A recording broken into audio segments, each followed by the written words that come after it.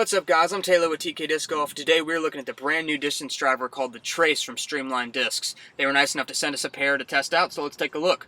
First one is Neutron plastic. It's got a good dome to it, and then also what you'll notice is that it also has the Streamline logo, the word PDGA approval, and the name of the disc on the rim, just like MVP and Axiom do for easy identification. Another cool feature is that they do trim the flashing off the disc. This will help keep them consistent in between like plastics, so all the Neutron you can sit there and if you lose a disc, sit there and go buy a brand new one off the shelf and it already had the flashing off, so it should fly exactly like the one you just lost. Next we got a Proton. This one's got the first run stamp, so that's really cool to see the cool bar logo that goes across. And then also it has the flashing off as well. They do a really nice job of getting that all off to make it super consistent. The Proton was a little bit flatter. It didn't have as much dome as the Neutron, which you'll see here. And then the PLH is just a tad bit higher, but honestly, all Proton / clear plastics tend to fly a little bit more overstable than their opaque premium counterparts. The Protons are at $11.95 minimum MSRP, and then the Neutrons are at $12.45 minimum MSRP, so that's really cool to see that they have good price points. Alright, so we actually got my brother Tyler to come out and throw a little bit. He's been super busy with the newborn baby and stuff and working, so understandable. But yeah, he's got quite a bit more arm than me, so he enjoys throwing these distance drivers.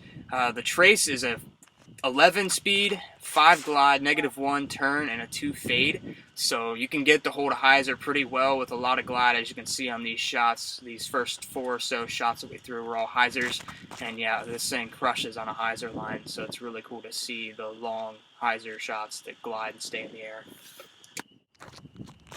The next set of shots we had are pretty much released flat or with just the babiest amount of anhyzer. So really this shows off the -1 turn that this disc has, and pretty much it flies the exact flight numbers. If you throw it with flat or even a tiny baby hyzer, it'll flip up and get a little bit of turn when you get it up to full speed, and then it has that nice gradual fade. It doesn't dump on you or anything, but yeah, Tyler was getting these flat releases out to about 410, maybe 420 on a couple of them, but really some good distance, especially wasn't even throwing them that high off the ground. So I was off frame about 400 feet out, so whenever he was done throwing, I would throw him back to him, and since we were throwing with a bit of a tailwind, probably about 7 to 10 mile an hour depending on what it was gusting at, but when I would throw him back into the headwind, they were holding up pretty well. Just give them a little bit of a hyzer and they'd flip up and just go dead straight, especially the Proton one. That one handled the headwind a little bit more since it's a little bit more overstable, but yeah, really loved him into a headwind, so that was a lot of fun to throw. We would have gotten video of that, but the sun was directly to our back, so it would have been bad footage with the sun making everything super blurry and stuff. But yeah, really love this disc for those 400-foot shots or so. Tyler was really crushing them out there, throwing them flat.